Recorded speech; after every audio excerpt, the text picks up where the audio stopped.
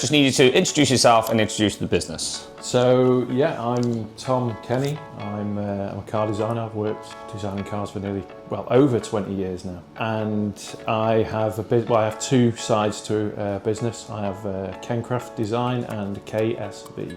KSV is Kencraft Specialist Vehicles. That is the branch of the business that's the car side of things. Like I said, I'm a designer, but I've worked as a car designer for all this time, but I consider myself a designer. I have a kind of furniture and interior side to my business, but KSV is the automotive side. So I've taken everything I've learned from 20 plus years in the car industry and the contacts I've made and brought that in-house. I can help startups here, but I'm looking and pushing now to do my own products. Well, that kind of leads me on to, who have you worked with in the past? Worked as a contract designer most of my career, so I moved around a lot over in mainland Europe. So my first gig from uni was for Fiat over in Italy. I started out over there as a junior designer back in 2004, a while ago now. I'd always been interested in cars, and I'd always been interested in art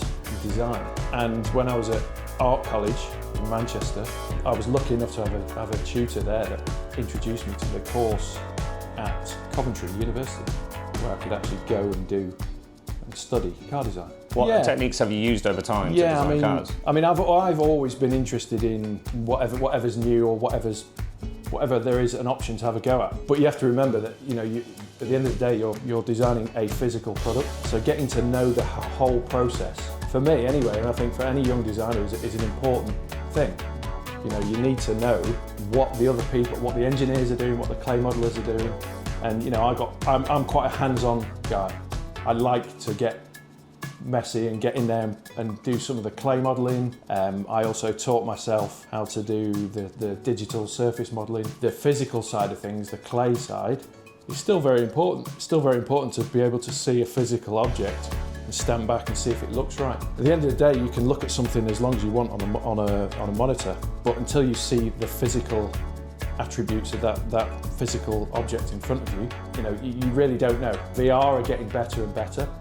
You can now, sit and put your goggles on and see something in VR and get a really good idea of how it will look. But I still think there's actually seeing the physical thing is the best way to judge a design or a product. You have this back and forth between the two. So you might do a digital model and then you will mill that in clay or in a hard surface, and then you'll judge that, and you might make some changes in the clay and then 3D scan that and then take that data and put it back into digital. So there's back and forth, and that's what's needed. Right guys, I'm going to step in here as well now, because kind of the whole part of this adventure is me and Tom are kind of collabing together on certain builds and things we do. Tom's still going to do what his business do, and I'll still do what my business does, but then we're going to be collabing together on some projects. And there is currently a project down there that we can't actually show you guys yet, because this video is going to come out first, but we're both very excited about it. I kind of brought the car to Tom, and then Tom threw out a fantastic idea, which I'm already so on board with. So yeah, and how it's going to work together is, Tom being a car designer, Tom will, you say your car, the idea is to take the vehicle and rebody, not rebody the whole car, change quite a lot. There'll be a lot of changes. It won't look the same as, you may not recognise it.